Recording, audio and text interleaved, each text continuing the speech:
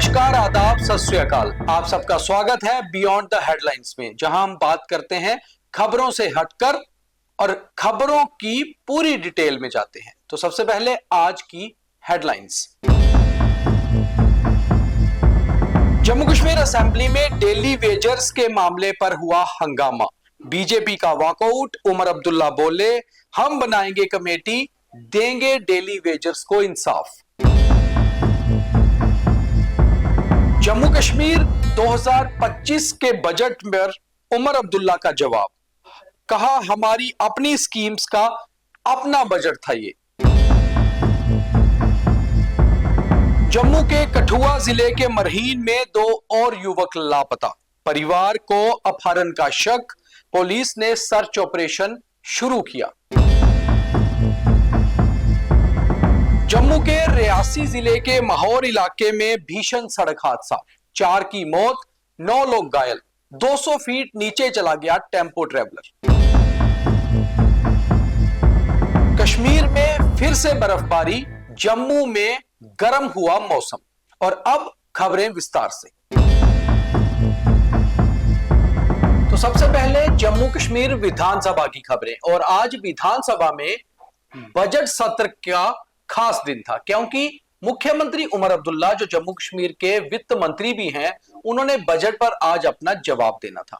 और जवाब में उमर अब्दुल्ला ने कई सारे पॉइंट कहे, मगर सबसे पहले चलते हैं बीजेपी के हंगामे पर। जैसे ही आज विधानसभा सत्र शुरू हुआ, उसी समय बीजेपी के सभी विधायकों ने डेली वेजर्स का मामला उठाया। उन्होंने कहा कि डेली वेजर्स यानी कि दैनिक वेतन भोगी, जो पिछले करीबन 25 सालों से जम्मू कश्मीर में नौकरी तो कर रहे हैं, मगर उनकी नौकरी अस्थाई है।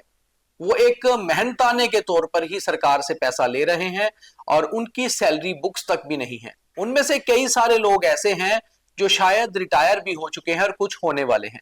विडंबना देखिए कि कुछ लोगों की मौत भी हो गई और उन्हें सरकार की तरफ से कुछ नहीं मिल पाया।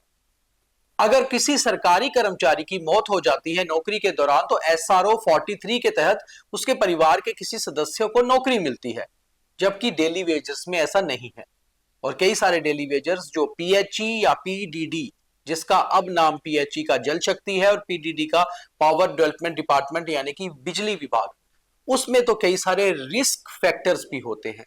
यानी कि आपको दूर दराज इलाकों में काम करना है और बिजली विभाग के कई सारे कर्मचारी, खासतौर पे जो लाइनमैन होते हैं, वो तो कई बार खंभों के ऊपर बिजली का करंट लगने से भी मौत की नींद सो चुके हैं, मगर उनके परिवारों को कुछ नहीं मिल पाया। कारण, क्योंकि वो डेली वेजर थे। तो डेली वेजर का मामला आज असेंबली में जब उठा तो बीजेपी ने हंगामा किया। बीजेपी के सभी बेंचेस ने इसके ऊपर वॉकआउट भी किया और बाहर आकर कहा कि जम्मू कश्मीर की सरकार ने डेली वेजर्स के ऊपर कुछ भी खास नहीं किया है। हालांकि पिछली सरकारों ने भी कुछ खास नहीं किया, मगर इस समय मौका बीजेपी के पास था विपक्ष के रूप में अपना रोल निभाने का, तो उन्होंने निशाना नेशनल कॉन्फ्रेंस पर साधा और यह कहा कि नेशनल कॉन्फ्रेंस की सरकार ने अपने बजट में भी डेली वेजर्स के लिए कुछ भी प्रावधान नहीं रखे। दूसरी खबर भी इसी से जुड़ी हुई है और वो है चीफ मिनिस्टर उमर अब्दुल्ला का रिप्लाई।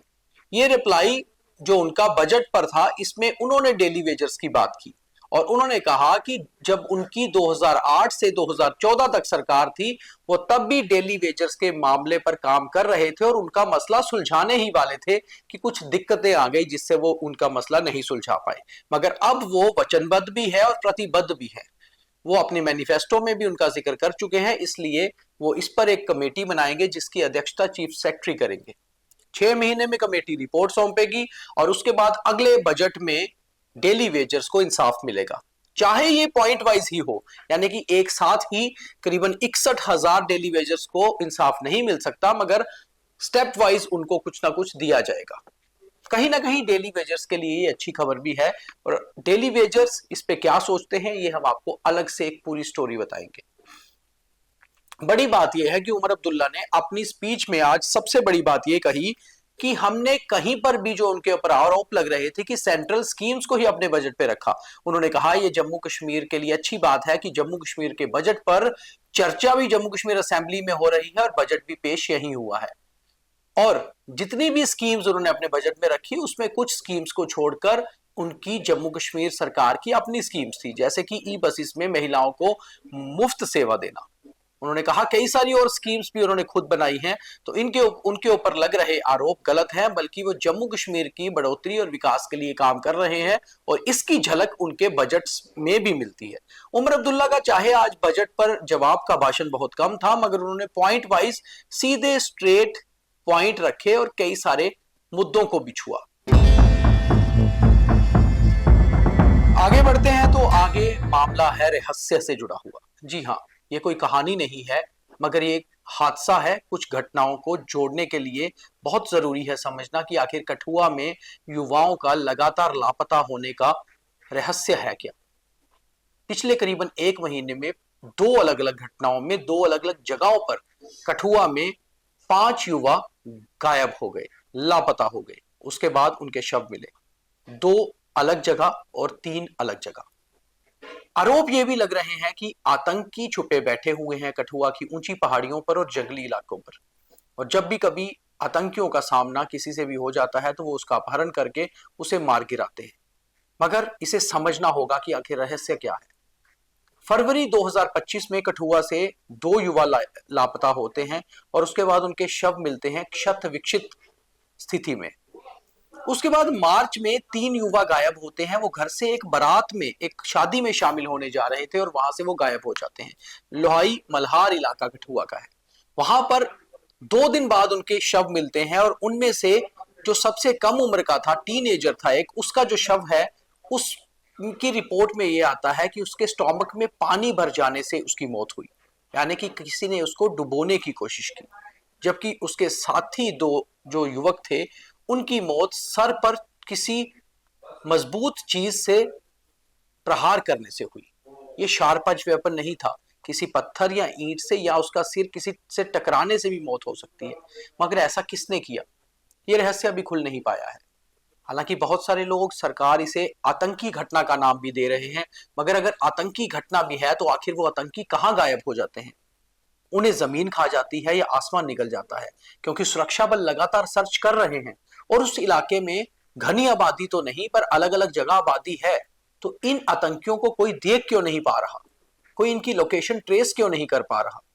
वहीं दूसरी ओर अभी ये मामला ठंडा भी नहीं हुआ था कि आज एक और खबर आई कि कठुआ के ही मरहीन इलाके में, जो कि लोहाई मल्हार से काफी दूर है और कठुआ के राजबाग पुलिस स्टेशन के तहत आता है, ये इलाका भारत पाकिस्तान अंतरराष्ट्रीय सीमा से अधिक दूर भी नहीं है।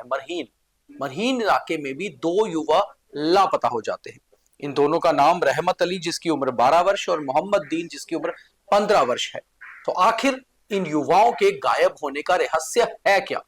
इस रहस्य की तलाश में सुरक्षा एजेंसियां लगातार काम कर रही हैं, खुफिया एजेंसियां भी अपनी तरफ से काम कर रही हैं और स्थानीय लोग इसे आतंकी घटना का नाम भी दे रहे हैं। ये कुछ और भी हो सकता है, मगर जो भी है, कठुआ के भीतर कुछ ना कुछ रहस्य तो जरूर है। और अगर ये आतंकी रहस्य है तो इसे बहुत जल्दी खात्मा करना होगा, क्योंकि आने वाले समय में ये और भी ज्यादा गंभीर और डरावना, या ये कहें खौफनाक हो सकता है। क्योंकि पिछले करीबन 1 महीने में 7 युवाओं का लापता हो जाना, 5 के शव मिलना और 2 का अभी भी गायब रहना, ये वाकई ही चिंता का विषय है। अगली खबर की बात करते हैं तो अगली खबर एक सड़क हादसे से जुड़ी हुई है। जम्मू का पहाड़ी रियासी जिला, जिसके महौर इलाके में आज सुबह एक टेम्पो ट्रैवलर 200 फीट नीचे एक खाई में चला गया, जिस कारण 4 लोगों की मौत हो गई और 9 लोग इसमें घायल हैं। कुल टेम्पो ट्रैवलर में ड्राइवर समेत 13 लोग सवार थे। हालांकि इसे हम ओवरलोडिंग तो नहीं कह सकते, मगर जो पुलिस के सूत्र बता रहे हैं कि जम्मू से माहौर ये टेम्पो ट्रैवलर जा रहा था और रियासी जिले में सुबह भारी बारिश हो रही थी। सड़क पर फिसलन थी और गाड़ी थोड़ी तेज स्पीड में हो सकती है। कुछ घायलों ने ये पुलिस को जानकारी दी है कि स्पीड थोड़ी तेज थी और गाड़ी किसी से टकराई नहीं, बल्कि स्लिप होकर नीचे खाई में चली गई और इस हादसे में 4 लोगों को अपनी जान गंवानी पड़ी। हालांकि सड़कों को लेकर लगातार जम्मू कश्मीर पर बात होती रहती है कि ये पहाड़ी इलाकों में उतनी जानें आतंकी हादसों में नहीं गई आज तक जितनी सड़क हादसों में चली गई हैं। मगर ये हमारी विडंबना है कि इसके ऊपर कभी भी सीरियसली काम नहीं होता। अगली खबर की बात करते हैं जो मौसम से जुड़ी हुई है। कश्मीर के ऊपरी इलाके सोनमर्ग में आज फ्रेश स्नोफॉल हुई, यानी कि ताजा बर्फबारी। इससे मौसम का मिजाज एक बार दोबारा से बिगड़ा। पहले भी मौसम के एक्सपर्ट्स ने कहा था कि अवलांचेस भी आ सकते हैं और बर्फबारी भी हो सकती है। जैसे ही कश्मीर में ठंड बढ़ रही है स्नोफॉल से, वहीं जम्मू में मौसम गर्म हो रहा है। पिछले 2 दिनों से चाहे जम्मू में मौसम बादलों वाला था, यानी कि क्लाउडी था, मगर मौसम में गर्मी और नमी कहीं ना कहीं महसूस की जा रही है। और ऐसा मान्यता भी है कि होली के बाद अमूमन गर्मी शुरू हो जाती है और उसके बाद फिर बैसाखी के बाद ज्यादा भीषण गर्मी। तो कहीं ना कहीं जम्मू और कश्मीर में अलग अलग मौसम का मजा लोग ले रहे हैं। तो आज की खबरों में इतना ही। अब thought of the day. Fit है तो ही हिट है, इसीलिए अपने शरीर को जिम में या मैदान में खूब तकलीफ दीजिए। क्योंकि अगर आप अपने शरीर को तकलीफ नहीं देंगे तो जब शरीर आपको तकलीफ देगा फिर आप कुछ कर नहीं पाएंगे, केवल पछताएंगे। इसलिए फिटनेस बहुत जरूरी है और फिटनेस आज से ही शुरू करिए। तो यह था आज का बियॉन्ड द हेडलाइंस। कल दोबारा मुलाकात होगी, तब तक के लिए देखते रहिए द न्यूज रूम 24 आवाज। नमस्कार, शब्बा खैर, जय हिंद।